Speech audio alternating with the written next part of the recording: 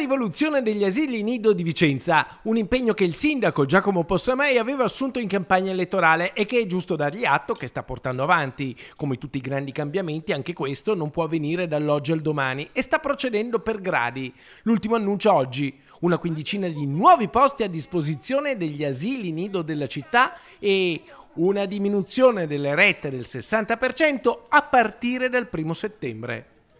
L'impegno era quello di tagliare del 20% all'anno le rette, l'anno prossimo arriviamo al 60%, ci sono le risorse a bilancio e quindi le rette degli asili nido peseranno meno sulle tasche delle famiglie. Dunque, diminuire da una parte, aumentare dall'altra, diminuire le rette e aumentare il numero dei posti negli asili. Era questo l'altro impegno assunto dal sindaco di Vicenza per dare risposta alle famiglie vicentine.